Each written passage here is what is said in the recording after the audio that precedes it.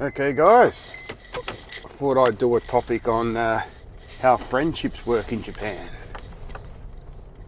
So last night I spoke with my wife and a couple of our close friends, and just to come up with a bit of a diagram for those people who are more visual, and I've just drawn up a dodgy little visual map here. Here's a quicker visual. That's you in the middle, that's your rings, and the little bubbles within the rings, groups of people. Then your next ring with bubbles inside, and then the next ring with bubbles inside, and so forth. So it's sort of rings and bubbles, that's what I'll call it, rings and bubbles. So with you at the center, your closest friends, and it's pretty much an impenetrable layer. This is your family and your family's closest friends, so long-term friends of the family and long-term business associates of the family. So if your family's had long-term dealings with another family and other people, they're going to be your super close friends. Within that first layer, you also have the bubbles. This is why I call it like rings and bubbles. You've got your family little bubble, and that's obviously impenetrable. Only those people in that circle will ever be in there. And then you have your business people and long-term friends of the family. So you've got 3 little bubbles within that first circle. It doesn't matter who you are or whatever, that will never be penetrated. You'll never get closer than these people to a Japanese person. This is sort of like an inner sanctum. And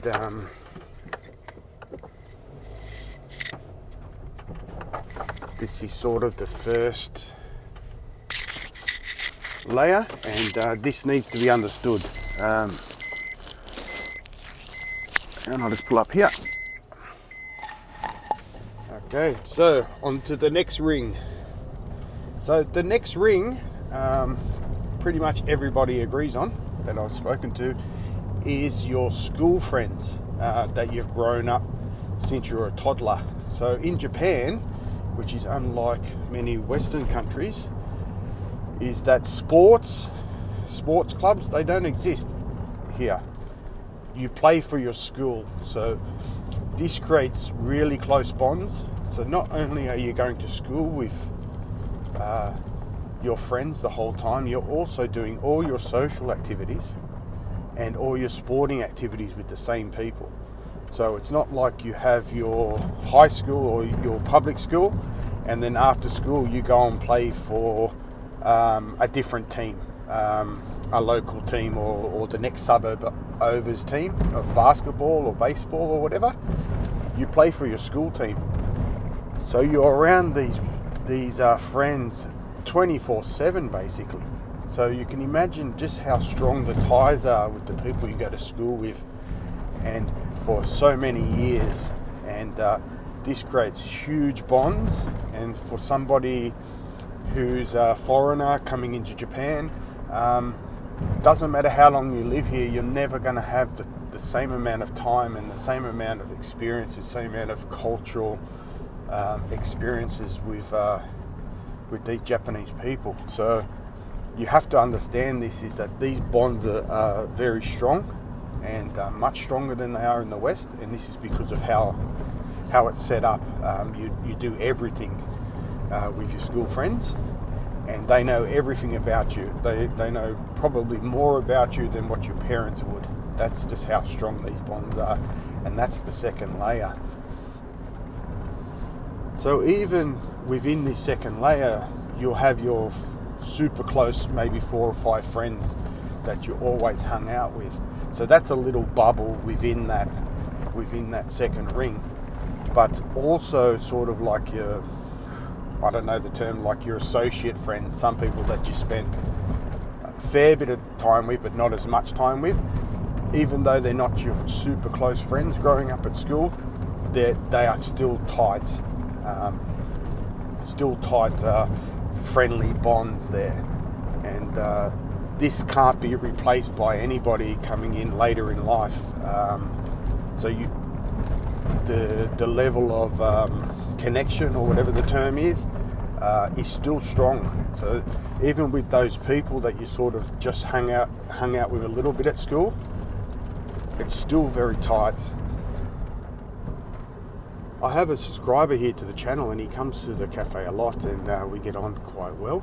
And he's a professional, and he's noticed this in his workplace as well. And he's come up with a term called the office mafia. So where he works, there's a group of women, and they all went to the same school.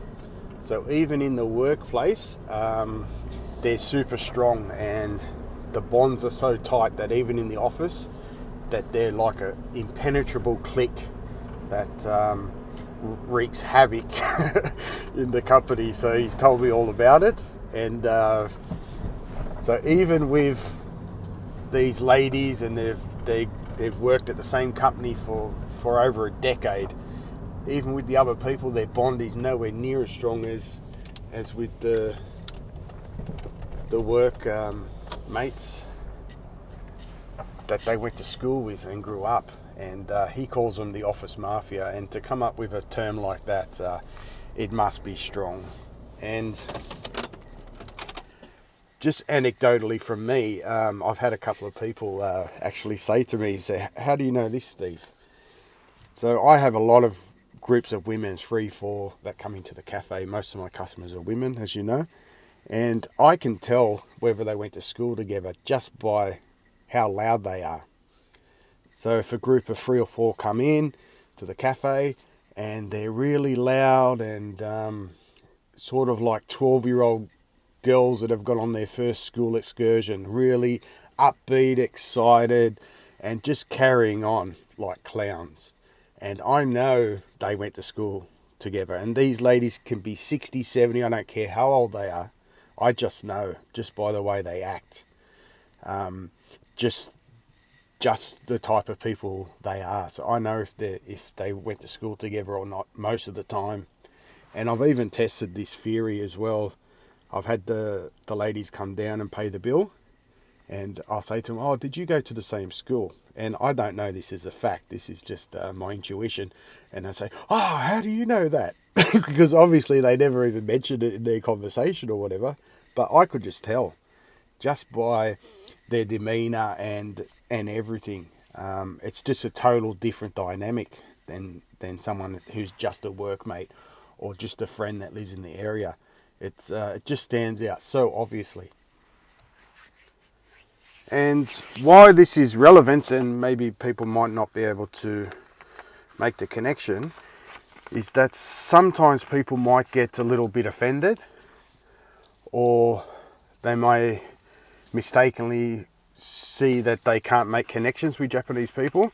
It would just be very strange to invite somebody that's not in the group to go out somewhere with the group. So for example, if a group of ladies grew up together and that's their school sort of buddies, they would never think to invite you along, say to my cafe, to go and have lunch with them. It would just be something that would be totally alien to them. So a foreigner that's here, they may be getting along with maybe somebody and they're friends with them, and they don't get invited to something that might be a different connection with that friend, and they may feel offended or something like that. And it's because they don't understand how it works here.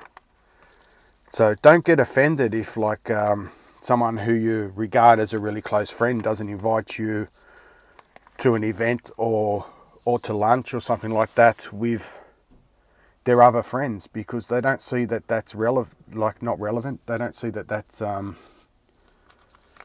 that's something that should be done. that's their friends from that time, and they want to talk about whatever they want to talk about, and they see you as a different bubble within a different ring, if you understand what I mean. And it's not that they're being cold, it's just the culture here. It's and this is how close bonds are formed in certain areas in Japan. And because it works differently where we're from, we get the wrong idea, and sometimes people have even been here for a long time, they still don't get it. And people that might have been here for 5 years, and they go back home and they say, oh, Japanese people are really cold or something like that. It's because they don't understand how it works.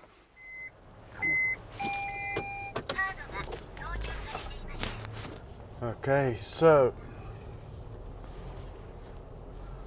if you look at it from a Japanese perspective too, you have to look at it from the other side, is that they may find you a little bit strange if you invited them to have lunch with a group of people who they would consider to be in a bubble. So there's misunderstandings both ways. So let's say, for example, 3 of my close mates from school came over to Japan, stayed at my house, and we decided to go to an izakaya in town. And I invited one of my Rice Club buddies. He would just say no. It's just inappropriate or whatever. It's just not. It's not something that that he would find like interesting or anything. It's just something totally random. They would be taken back by that, and that would be perfectly normal in our culture. If we had some close friends from wherever, doesn't matter, and I've got another mate and he happens to be a good work mate, and I'd say, oh, my mates from Australia, they're coming on Saturday and we're going to go to izakaya, do you want to come? That would be perfectly normal, and it would be perfectly normal for him to say yes, wouldn't it? That just wouldn't happen here. So asking random Japanese people to sort of cross over the ring, if you understand what I mean, and hang out with your buddies that would be in a different ring to them, would be totally foreign to them, and it may put them off, and it probably does put them off, but they're not going to tell you that because they're used to their ring bubble system that I sort of made up on a map. But if you're following what I mean, that's how it is. And possibly the next ring after this would be your sort of your club friends. So these are sort of like, my wife has a bag club, and I have a rice club and a wheat club or whatever. So these are on outer rings. So these are people who are your friends, you formed a club, you have a good time with, but they're on a totally different ring and a different bubble. So within that ring you'd have your bag club and your rice club, and you wouldn't mix your bag club up with your rice club, if you understand what I mean. You wouldn't be sort of mixing the people together for social events. They're totally separate things, but within that same ring. So again, inviting other people into a ring or into the bubble within a ring is usually not done. I suppose within the same ring it can happen, but it's not usual. So don't expect that you're in a bag club or a rice club with someone and they happen to be in the basketball club, that they're going to invite you over and hang out with their basketball buddies. That's not going to happen, and that can cause offence as a Westerner, because you may feel slighted that you've got a close relationship with somebody, but they're shutting you out of something, which is not the case at all. And foreigners get it wrong all the time, and this is why they have a bad time. And they can't separate things. They mix everything up, which is our way. We sort of like to be as friendly as possible and as open as possible. It's just not the way it's done here. So sort of possibly inviting someone into your club, and they would be thinking, well, this guy might not be a good fit for this club, and I don't want to be responsible if it doesn't work out, if you get what I'm saying. So these sort of things happen organically. So joining a club, people might mention that they're in a bad club, but they're not going to invite you into a bad club. This is something that you'd have to put your hand up for and say you're interested in, and things like that. But they're not going to say come along to the bad club and have a look. That's just never going to happen. And as I said, people get the wrong idea that maybe people aren't being as friendly as they're used to. And this is very important. And you can have really great social life here and make really good friends. You just have to understand how it's done. I mean, people are people everywhere, and everyone likes to have friends, don't they? And have a full sort of social life and whatever. It's just slightly different, and this is pretty much the message of the video. And I don't want to put out like a video about strawberry Kit Kats or something that doesn't help anybody. It's a bit of a boring video, but it's something that people should know, and it's just going to make your life so much better here. And that's the last thing. I think I might have mentioned it a few times, but it's worth saying again. And I had this concept pretty much explained to me when I worked in security, and it's the concept of being friendly and being a friend. So your obligation is to be friendly with everybody you meet, and this often gets interpreted as being a friend of foreigners, and when they come to Japan, like people are very friendly and things like this, and people will sometimes get the wrong impression that somebody's their friend when they're actually just being friendly, and they're just being nice. You know, it's not that they're trying to be your friend or anything. They're just being amiable, and this is often what's the term? It's misconstrued by foreigners. And you see this all the time. You know, people say, well, even with romantic relationships, you know, a lot of guys say, you know, like, I really thought she liked me and she always smiled and things like this, and it's just not the case.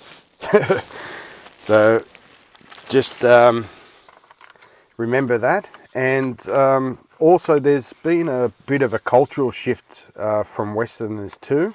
I've noticed this. I'm almost 50 compared to sort of the younger guys, 20s and 25-year-olds sort of thing, is that they don't know what a friend is either. So they will say that they've got 1,000 friends on Facebook, and someone who's a little bit more balanced on the whole thing and a bit more life experience knows that that's nonsense. That there's 1,000 people you know, and these used to be called acquaintances when I grew up.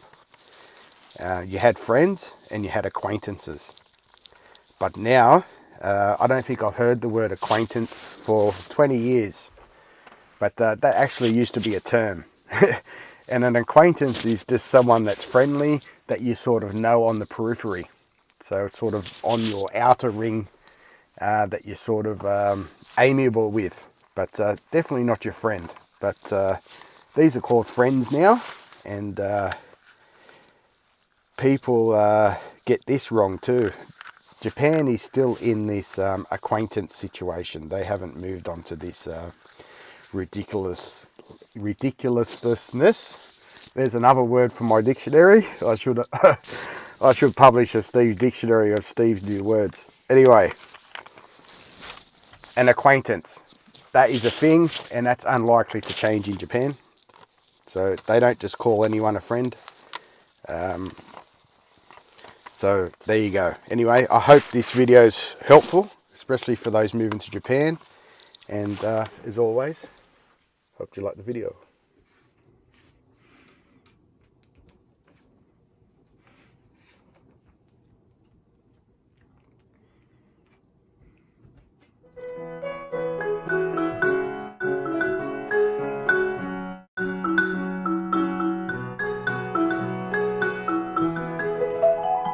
さあ、Let's go back home.